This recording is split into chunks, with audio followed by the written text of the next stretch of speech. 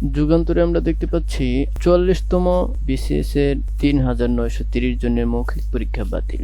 বাংলাদেশ সরকারি কর্ম commission BCS ৪৬তম BCS এর ফল পুনরায় দেওয়ার সিদ্ধান্ত। ভাসানীকে সম্মান করতে না পারা আমাদের দৈন্যতা। শহীদদের নামে প্রতিষ্ঠানের নাম করবে বিএনপি। পাকিস্তানের সঙ্গে ছিন্ন সম্পর্ক জোড়া লাগালো ঢাকা বিশ্ববিদ্যালয়। জবি সাংবাদিকদের উপর ছাত্রদলের হামলা, দোষীদের বিচারের আলটিমেটাম। নিজাম হাজারীর বিরুদ্ধে যুবলীগ নেতাকে হত্যা চেষ্টার মামলা।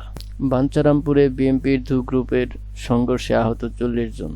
এই ট্রাইব্যুনাল ব্যবহার করে বীর রাজনৈতিক নেতাদের হত্যা করেছে আওয়ামী লীগ। অন্তর্বর্তী সরকারের মধ্যেই ঘাপলা আছে ই পেপার যুগান্তর। যুগান্তরের আজকের পত্রিকায় প্রথম পাতায় আমরা দেখতে পাচ্ছি নির্বাচনী ট্রেনের যাত্রা শুরু। খেলাপি ঋণ ৩.৫ লাখ কোটি টাকা। ব্যবসায় নীতি সংস্কারের কমিটি গঠনের তাগিদ। স্থবির ১৩৫২ উন্নয়ন প্রকল্প। বিশ্ব ইজতেমা এবারও ২ পর্বে। ডেঙ্গুতে চলতি মাসে ১০০ জন মৃত্যু। ২,০০০ কোটি টাকা ছাড়ের সুফল পাচ্ছে না জনগণ। সড়কে ২ ভাই সহ জ্বলল ১৭ প্রাণ। সাবেক ১০ মন্ত্রী সহ আজ ট্রাইব্যুনালে হাজির করা হচ্ছে ১৪ জনকে। সম্পদের হিসাব দিতে হবে ৩০ নভেম্বরের মধ্যে। সাবেক এমপিকে পুলিশে দিল জনতা। প্রথম আলোতে যে শিরোনামগুলো রয়েছে তা হলো মাওলানা ভাসানীর কবরে ছাত্র ফেডারেশনের শ্রদ্ধা।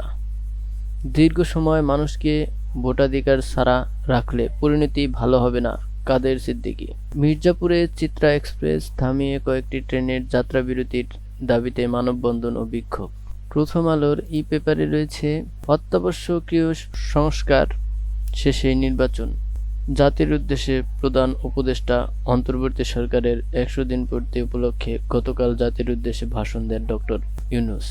ব্যাংক থেকে লুট করা টাকা এখন খেলাপির খাতায়। দল নিষিদ্ধের বিধান আসছে আন্তর্জাতিক অপরাধ আইনে। ভূ রাজনীতিতে এশিয়া এখন আন্তর্জাতিক উত্তেজনার কেন্দ্রে। ট্রাইব্যুনাল গঠন করে শীর্ষ খেলাপিদের বিচার করতে হবে। মানুষের আস্থা ফেরেনি, প্রত্যাশা অনেক। বাংলাদেশ প্রতিদিনে যে শিরোনামগুলো রয়েছে, হিসাব মিলছে না চাওয়া পাওয়ার।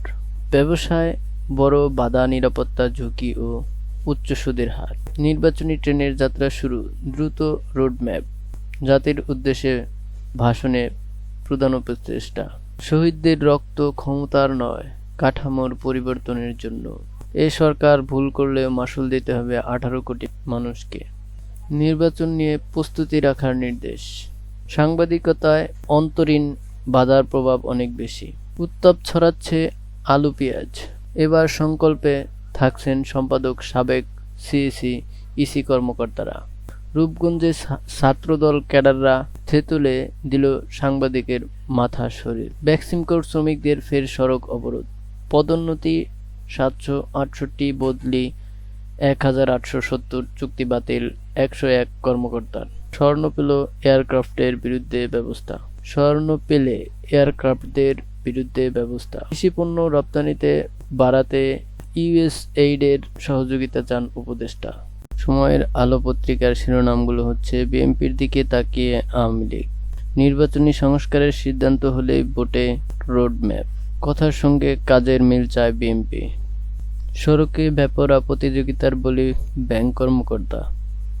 খেলাপি ঋণ ছাড়ালো ২,৮৪,৯৯৭ কোটি টাকা।